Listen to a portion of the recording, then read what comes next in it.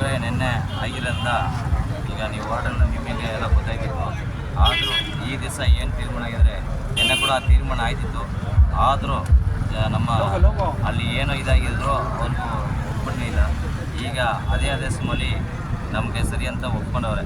ಯಾಕಂದ್ರೆ ಒಪ್ಕೊಂಡವ್ರೆ ಮುಂದಿನದಲ್ಲಿ ಈಗ ಫಾದರ್ಗಳು ಎಲ್ಲ ಸಂಘಟನೆಗಳು ಕರ್ನಾಟಕ ಸಂಘ ಕನ್ನಡ ಶಿಕ್ಷಕರೇ ಎಲ್ಲ ಸಂಘಟನೆ ಸೇರಿದಿಂದ ಒಂದು ತೀರ್ಮಾನ ಇತ್ತು. ಏನು ತೀರ್ಮಾನ ಇತ್ತು ಅಂದರೆ ಈಗಾಗಲೇ ಏನೋ ಇದು ಸರಿಯಾಗಿ ನಾವು ಕ್ರಮ ತಗೊಂಡಿಲ್ಲ ಅಂದರೆ ಇದೇ ಎಲ್ಲ ಸಂಘಟನೆ ಸೇರಿಕೊಂಡು ಇಲ್ಲಿ ಹೋರಾಟ ಮಾಡೋಂಥ ಒಂದು ಇದಾಗಿತ್ತು.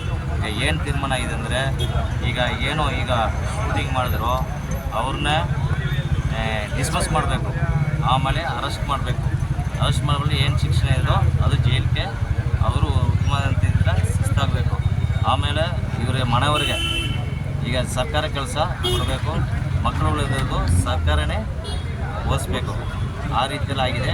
ಈಗ ನಮ್ಮ ಜನರ ಮುಂದೆ ಇನ್ನೂ ಏನಾಗಿದೆ ಅಂದರೆ ಈ ರೀತಿ ಆಗಿದೆ ಅಂತ ಶೂಟಿಂಗ್ ಇವರು ಮಾಡಿದ್ರೆ ಅಂತ ವೈಲ್ಡ್ ಲೈಫು ಅದು ಇವರು ಇರಬಾರ್ದು. ಫಾರೆಸ್ಟ್ನವರು ಅದನ್ನು ಕ್ಲೀನ್ ಮಾಡಬೇಕು. ಇಷ್ಟೆಲ್ಲ ಕೋರಿಕೆಗಳು ಇಟ್ಟು ಫಾದರ್ ಮುಂದೆ ಮತ್ತು ನಮ್ಮ ಅನೂರು ಕ್ಷೇತ್ರ ಶಾಸಕರೆಲ್ಲ ಚರ್ಚೆಯಾಗಿ ಈ ಹಂತವಾಗಿ ಹೋರಾಟ ಕೈ ಬಿಟ್ಟಿದ್ದೀವಿ. ಅದನ್ನೇ ಸ್ವಲ್ಪ ಈಗ ಪರಿಹಾರದ್ದು 15 ಲಕ್ಷ ಈಗ ಕಾರ್ಯಕ್ಕೆ ಕೊಡ್ತದವ್ರೆ ಈಗ ಅಂತ್ಯ ಸಂಸ್ಕಾರಕ್ಕೆ. ಅದೇ ರೀತಿ 2 ಕೋಟಿಗಳು ಆ ಕೇಸ್ ಮೇಲೆ ಏನಿದ್ರು ಆದರೂ ಕೊಡ್ತಾರೆ.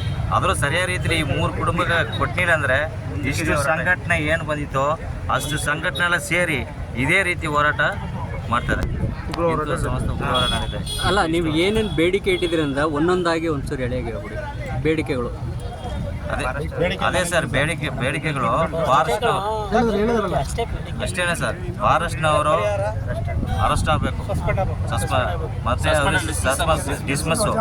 ಡಿಸ್ಮಿಸ್ ಆಗಬೇಕು. ಅವ್ರು ಏನು ಜೈಲು ಶಿಕ್ಷೆ ಇದೆ ಶಿಸ್ತು ಕ್ರಮ ತಗೊಂಡು ಜೈಲಿಗೆ ಕಳಿಸ್ಬೇಕು. ಆಮೇಲೆ ಇವ್ರಿಗೂ ಯಾರು ನಮ್ಮ ಏನು ಶೂಟಿಂಗ್ ಮಾಡಿದ್ರೆ ಇವರು ಏನು 3 ಜನರಿಗೂ ಏನು ಈಗ ಇದಾಗಿದ್ದಿತ್ತೋ ಅವರು ಮರಣ ಇದ್ದಿತ್ತೋ ಅವ್ರಿಗೆ 2 ಕೋಟಿ ಪರಿಹಾರ ಸರ್ಕಾರ ಅಂತ ಕೊಡಬೇಕಂತ ಈಗ ಎಲ್ಲ ಆದೇಶನ ಕೂಡ ಆಗಿದೆ ಅಂತೂ ನಾವೆಲ್ಲ ಮುಖ್ಯಮಂತ್ರಿ ಮಾತಾಡಿದ ಡಿ ಕೆ ಶಿವಕುಮಾರ್ ಮಾತಾಡಿದೆ ಅಂದರು. ಮುಖ್ಯಮಂತ್ರಿ ಕೂಡ ಈಗ ಅದರಲ್ಲಿ ನಿಮ್ಮೆಲ್ಲ ಯೂಟ್ಯೂಬ್ ನೋಡಿರ್ಬೋದು, ಫೇಸ್ಬುಕ್ಲೆಲ್ಲ ಬಂದಾಗ ಅವರು ಮಾತಾಡೋರೆ. ಅದೇ ರೀತಿ ಇವರು ಏನು ಈಗ ಅವರು ನಮ್ಗೆ ಹೇಳಿದ್ವಿ ಅದ್ರ ಮೇಲೆ ಬಂದಿಲ್ಲ ಅಂದರೆ ಇದೇ ರೀತಿ ಹೋರಾಟಗಳು ನಡೀತವೆ.